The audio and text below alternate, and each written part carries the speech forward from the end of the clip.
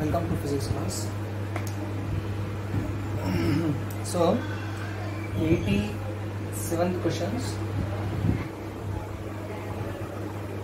So here is given a circuit here. So VA 2 ohms and this is a battery. This is plus minus. This is 2 ohms resistance and the current flowing through this one is 2 amps. So we are positive to negative, so the current flows from this direction. Okay. Next, there is one more resistance. This is 1 ohms, 1 ohm resistance. So calculate the total potential difference across AB is asking. So calculate the potential difference across AB. Okay.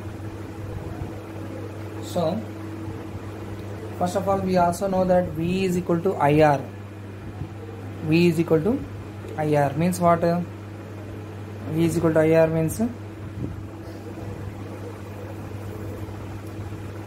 law. Whenever the potential drop is across the resistor, the current flowing through the resistor is taken.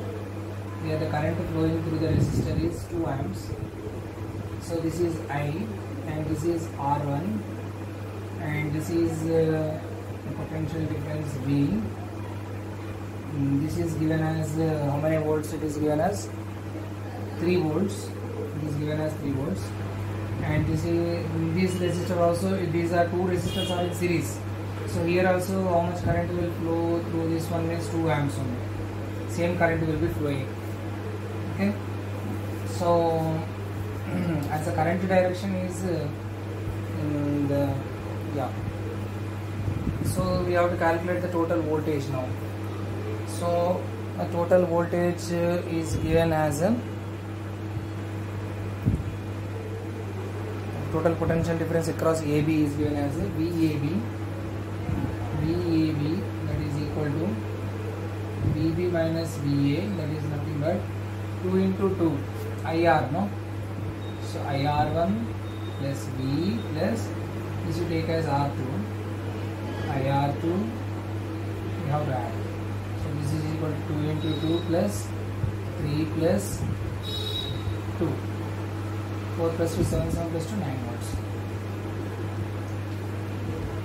This is our answer. 88th question.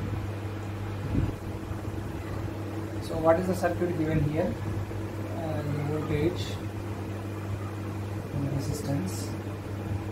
Here one resistance and here one voltage. Here one galvanometer. That is given. It is 500 ohms. It is 100 ohms. Galvanometer shows 0 deflection. So the deflection in the galvanometer is 0. 0 deflection means no current is flowing through this galvanometer. Okay. When galvanometer is showing 0 deflection means there is no current flow through the galvanometer. So the current direction is flowing like this. It is going like this and then it is going like this and then it reaches here. Okay, this is positive, this is negative and this is positive, this is negative. Here it is how many volts? VA is 12 volts. This is 12 volts. Okay.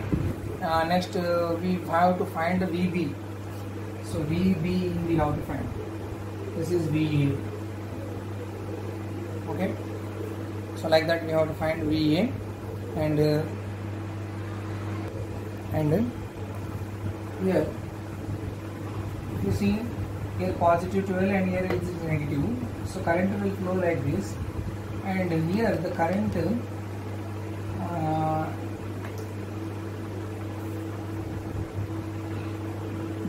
can be dividing here both the direction, this direction and this direction, because it is a junction here, right? So this side the current how much it will flow is a question mark now. As he said that there is no current through galvanometer. Galvanometer, the current flowing through galvanometer is 0, he said. So no flow of galvanometer, no flow of current through galvanometer means here there is no flow of current through galvanometer. So and there will be no potential difference set up across this when compared to this. This is very low. So current, instead of going in this direction, it goes more possibility is there in this direction to go, right, rather than in this direction. The current flows in this direction only. Okay, so this is nothing but, this voltage is nothing but a voltage drop across this resistance. So here R is equal to, you can take 100 ohms, and we have to find VB, that is equal to IR. So I is equal to, we can find the current flowing through this 500 will be same as this one. So we can take that V by R1 plus R2. VA by R1 plus R2 is nothing but 12 by 600, 500 plus 100. So this is the current term. 600s are 2s are 2 1s are 250s are. So nothing but 1 by 50 amps of current is flowing. So V is equal to IR, VB is equal to IR2. R2 resistance we have take. So VB is equal to 1 by 50 into 100. 0 0 cancel, 5 1s are 5 2s are. So it is very less voltage. That's why the current is not supposed to go through this galvanometer. So instead of going to galvanometer, it is going through this resistance. So here also there is no there is a potential drop across this 100 ohms, that is equal to VB, that is equal to VB. So like this we can find this type of model. Okay. So 89th question. Take this question. So in the 89th question, he has given one circuit. What's the circuit? This is the resistance, and this is another resistance, and this is a potential difference. This is another resistance. This is point A. This is 1 volt battery, and the 1 amp current is moving, passing through the circuit, and this is the point C, this is the point D, and we have one more battery over here. This is 2 volts battery, and the current flowing through this circuit is 2 amps, and this is 2 ohms. Okay. Next he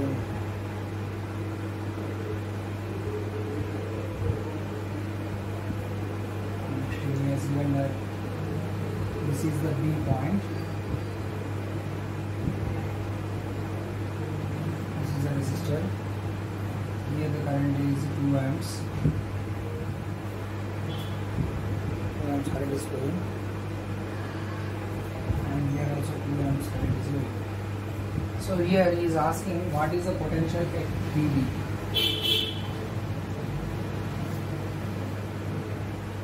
What is the potential at A? And given that VA is equal to 0. So in this case we are going to apply the Kirchhoff law along this direction. Along this direction we are going to apply Kirchhoff law. So that is AC D B. Along the path ACDB, we are going to apply the Kirchhoff's law. Okay. So whenever we apply Kirchhoff's law along this path, what happened? So according to Kirchhoff's law, the VA voltage we have to take, that is VA plus, here this voltage is 1 volt. We are taking here negative to positive, we are going and taking plus. Next plus 1 amp current is going through, passing through this 2 ohm resistor I am assuming. So 2 into 1, and this is in opposite direction, plus to minus we are going. So you are taking minus 2 is equal to VB, is equal to VB. So this is equal to how much? Minus 2 plus 2 will be cancelled, and VA is already 0 given. So we get VB is equal to 1 volt is our answer. Like this. Okay. This is based on Kirchhoff's voltage law in a loop. In the loop which we have taken here means A, C, D, B. This loop we have taken. Okay. Like this we can solve. So in the 90th question, what he is asking means he is asking about Kirchhoff's first law and Kirchhoff's second law. Is talking about the first law is law of conservation of charges. Law of conservation of charges. Okay, law of conservation of charges holds good. In the first law, that is current law, Kirchhoff's current law, KCL, and next Kirchhoff voltage law, KVL. Here this is energy, conservation of, law of conservation of energy. Okay, law of conservation of energy holds good. So it is a consequence of law of conservation of energy, Kirchhoff's voltage law, and law of conservation of current, Kirchhoff's first law, that is conservation of charges. Okay. So that is a statement for Kirchhoff law. Both statements are correct. Next, 91st question.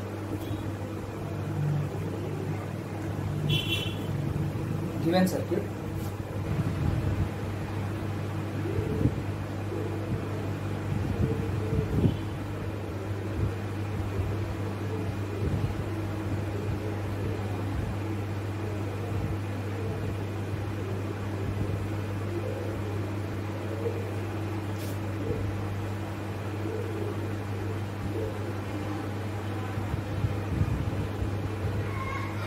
So here two EMFs, that is two batteries are connected. One is E1 and another one is E2. So this is R1 resistor and this is R2 resistor. And now the current from this circuit will be going, and from this side, because this is positive negative, this is positive negative. So current will be going like this. Both the currents meet together to form I1 plus I2 here. So through resistor R, I1 plus I2 current will be flowing. So after coming again here, there will be a drop of I1 here, and here it will be a drop of I2 here. They will divide as it is, because the battery should get here, this battery should receive I1 current and this battery should receive I2 current. That's why. Okay, so the division will be as it is. So here for this loop, we want to write the we want to apply the Kirchhoff's law. So how do we apply this Kirchhoff law for this first loop we take? For this first loop, we take E1 minus of I1 plus I2 into R. To the R, I1 plus I2 is moving, and minus, this is also potential drop here, minus I1 R1. Minus I1 R1. So like this we can write the Kirchhoff's law for the first loop. For the first loop we can write like this, and for first loop, this is first loop, this is second loop. So if you take the first loop, we can write, so option D is correct. Option D is correct in this case.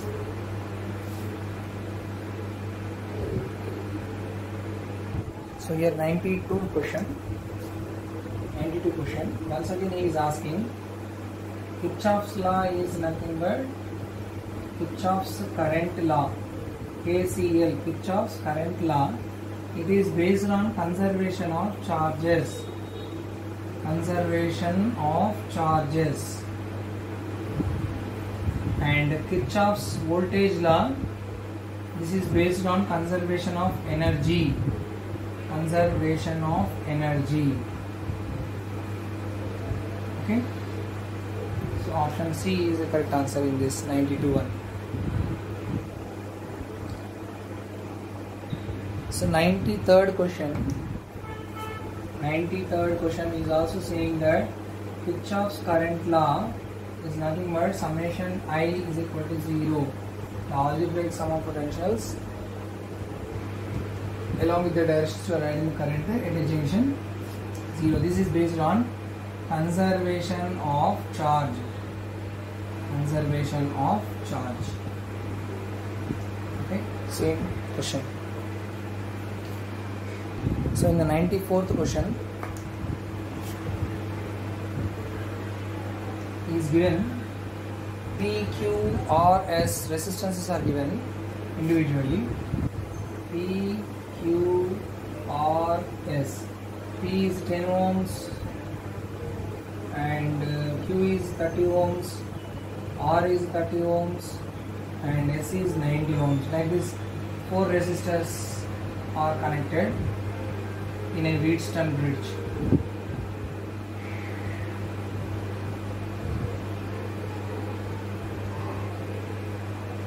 And these 4 resistors are connected. In between, galvanometer is connected. Galvanometer, the current flow through galvanometer will be 0 if P, Q, R, S. P by Q is equal to R by S. The bridge is balanced state. When the bridge is in balanced state, bridge is balanced here. Wheatstone bridge is balanced. If the bridge is balanced state, then what happens? The current flowing through the galvanometer will be 0. So we won't take into consideration about the galvanometer. And here it is connected to the battery is saying 7 volts battery he has taken. So the internal resistance of this battery is given. The internal resistance of the battery is it is having R is equal to 5 ohms. R is equal to 5 ohms. Internal resistance of the battery is 5 ohms is saying. So it is very clear that these two resistors are in series. These two resistors are in series. These two resistors are in series, and they are parallel with each other. They are parallel with each other. So first of all, they are in series. So add this P plus Q. P plus Q is equal to how much?